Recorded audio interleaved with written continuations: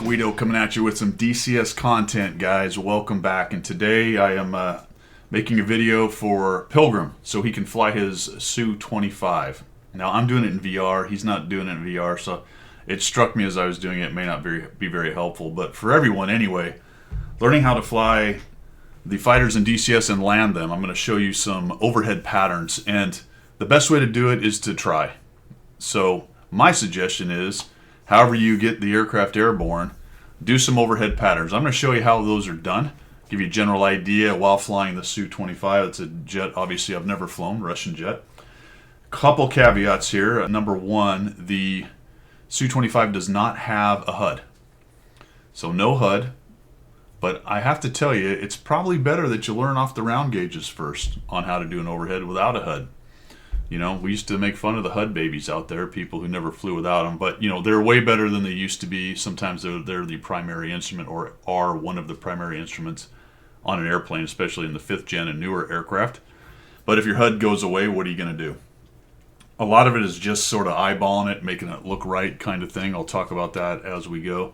The Su-25, the gauges are very different in terms of the way the Soviets, especially the older era stuff, do the ergonomics thing, where stuff is a little bit different. I talk a bit about that. Also, they're running in kilometers an hour and not knots, even though I will mix up those two terms several times while we're doing this video. And they're going in meters and not feet, and I had to do the math several times. I'm all over the place in the video, so noted, I get it all wrong, but essentially where we're flying out of Dreamland here, the overhead pattern is about 6,000 feet. Which turns out to be about 1,800 meters, roughly.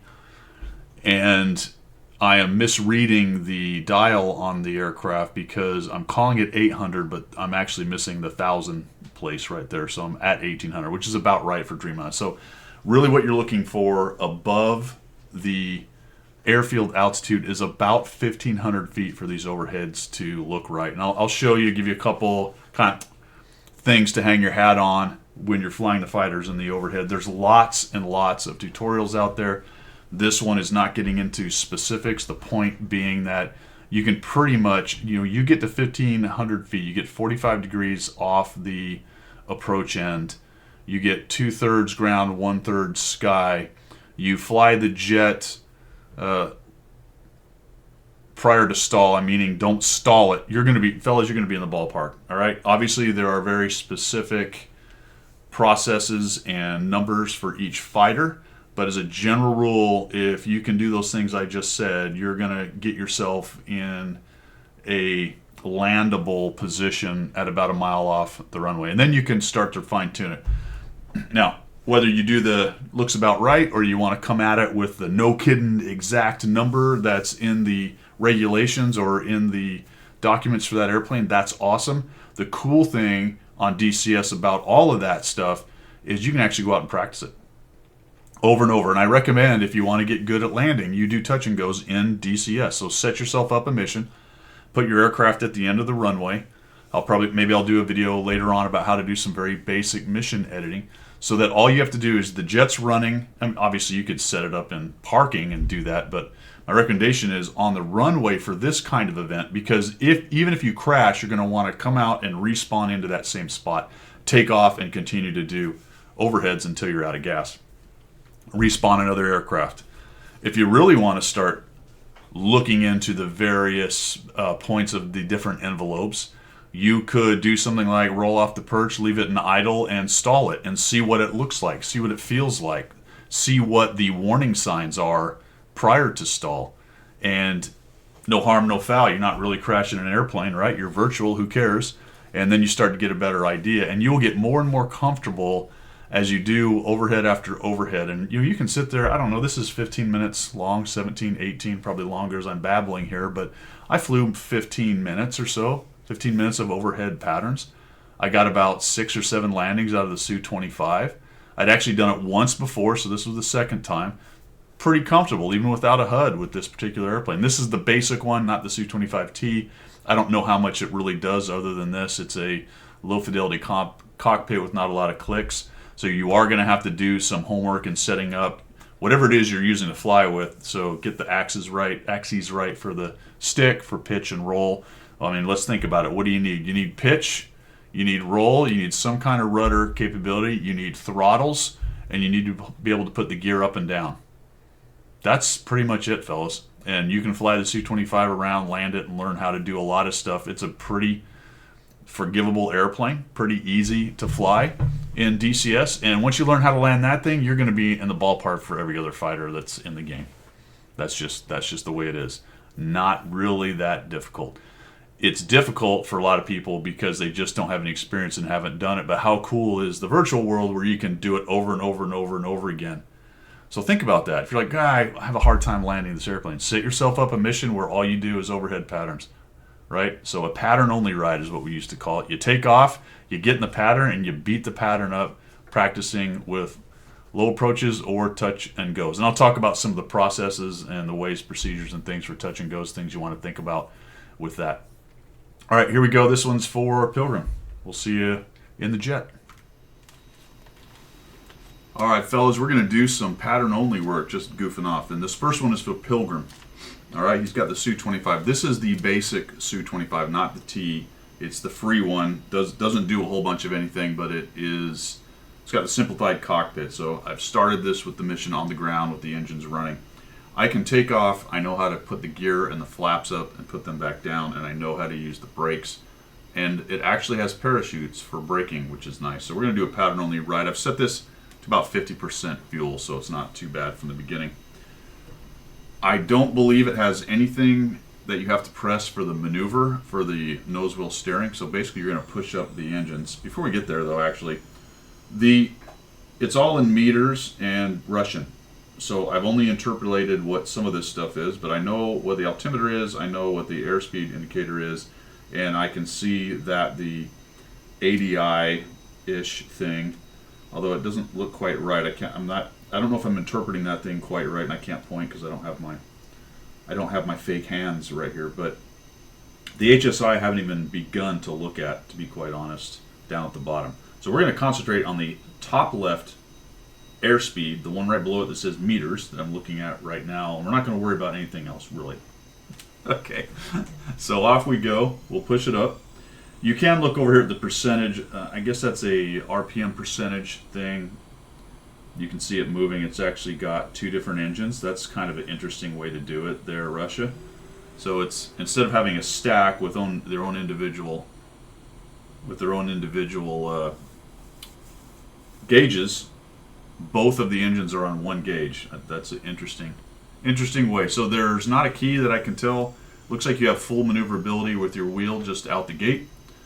So we will push forward here just a little bit. And as far as percentage on the engine, you don't need more than about 60%. So be careful, just kind of run up the engines a little bit until your jet starts moving, and then don't go crazy.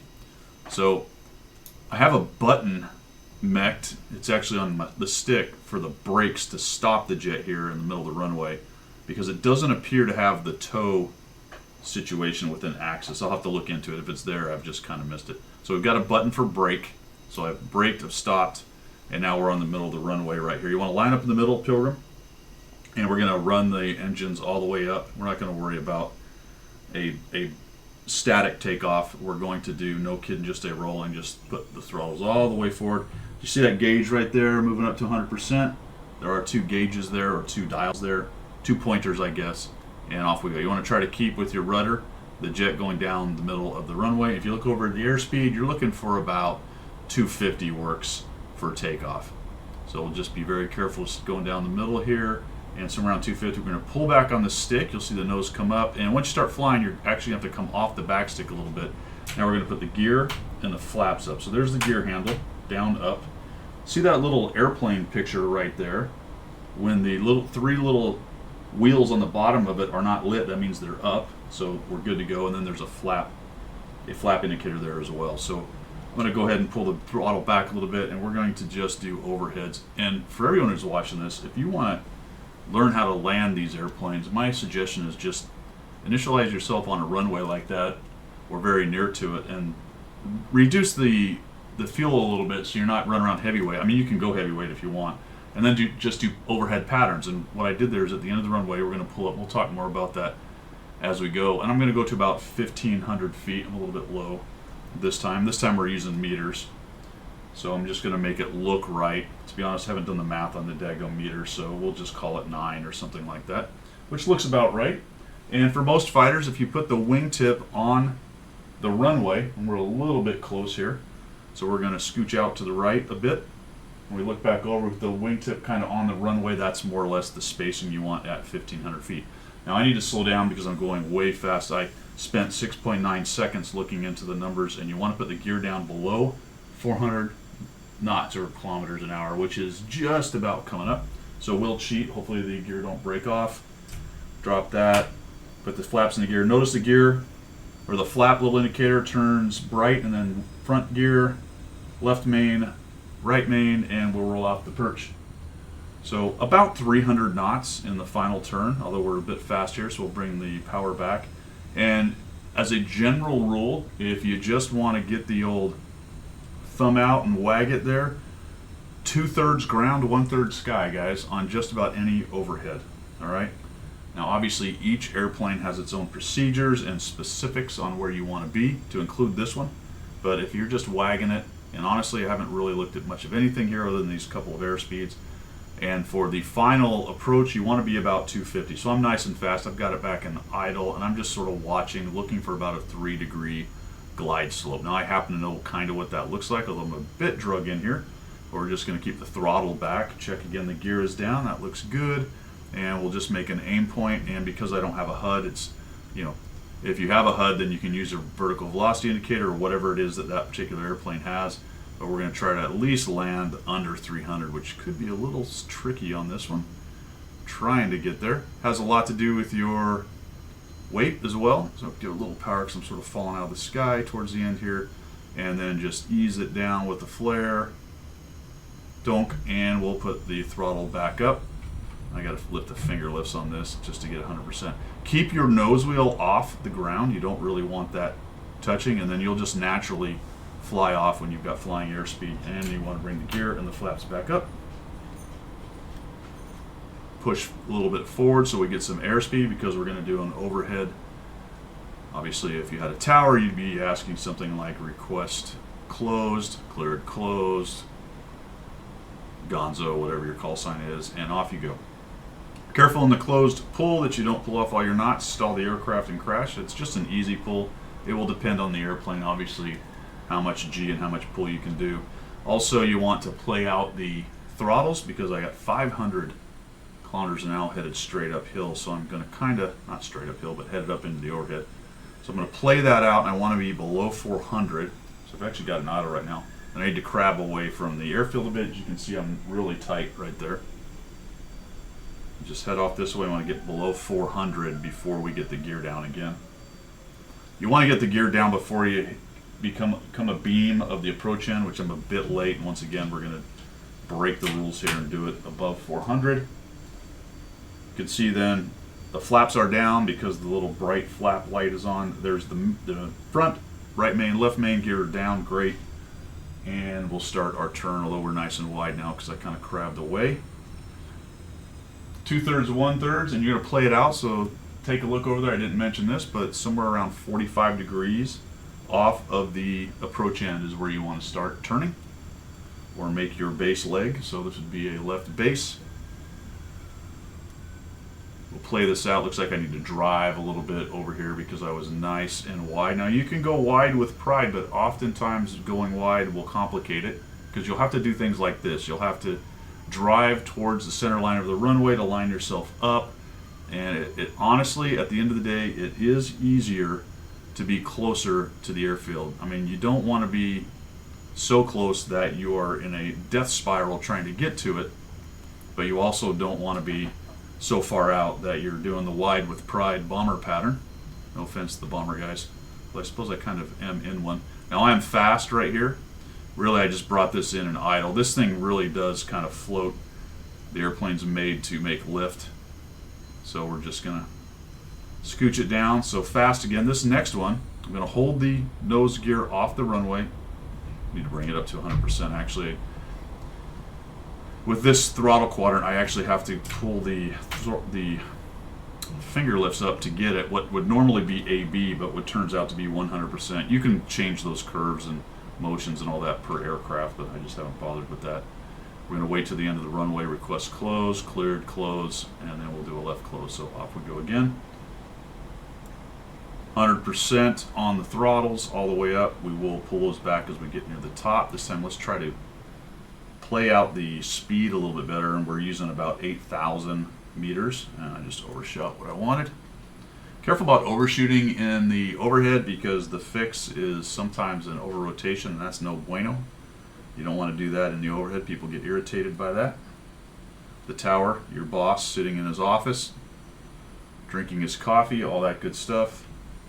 All right, airspeed's a little better, so at least we're closer to 400 this time. And that's the nice thing about this plan here to learn how to do overheads or how to land the airplane in DCS is you can just do this over and over again, right? You can do touch and goes just like we would do in the real world in DCS, and that's going to give you an opportunity to make multiple landings. Just do a touch and go, do another closed overhead, do another base turn, keep working out. Look at what you did last time. All right, I was fast, I was low, I was drug in, I was high, whatever the case may be.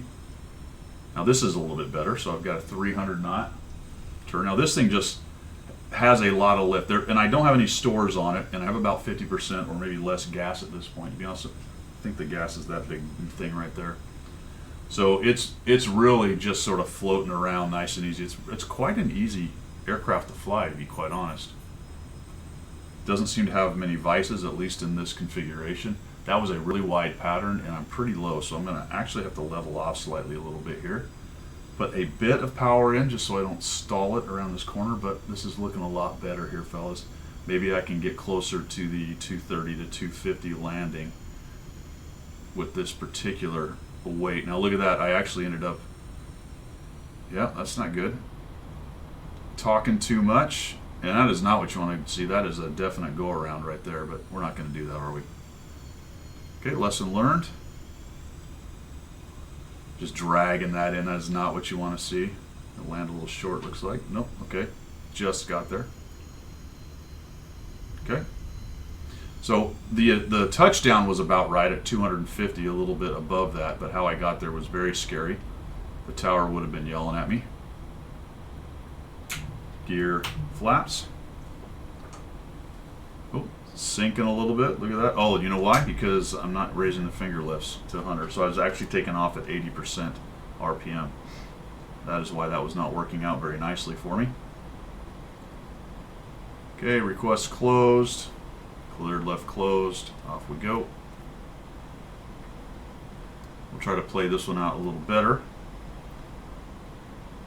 So 8,500 kilometers an hour. We're going to bring the power back as we are climbing it up to roll out about 8,000. Okay, we overdid it once again, so level off. That's looking good. Back into idle. We're below 400 this time. That's very good. We do need to descend a little bit. And we'll get the gear and flaps down. Gear, flaps. Again, we're going to 45 degrees off the approach end, and that's not the overrun, that's the actual place where you want to touch down, approach end kind of idea. Looks like the gear and flaps are all down. Got a bit of a nice tighter approach. We're at 340, which should be nice for the initial base leg here. Bring the power up just a bit. Okay, looking back for the 45, that's about right, and we'll start on downhill here. I'm not going to let it get as low as last time. May have to use a little power. You want to hold an airspeed really around the corner. I don't know if that's maybe what that yellow bug is right there. Maybe that might be a final approach speed thing. Maybe it's also adjustable, I don't know, but we'll use it as one. That's not a bad place to start for what we're trying to do. Now, as you have the turn made, you do want to bring the power back in any of the fighters, because you do need to start thinking about getting rid of some of that airspeed so that you can get to the appropriate AOA and airspeed for landing, whatever that is for that airplane. So this is a bit better.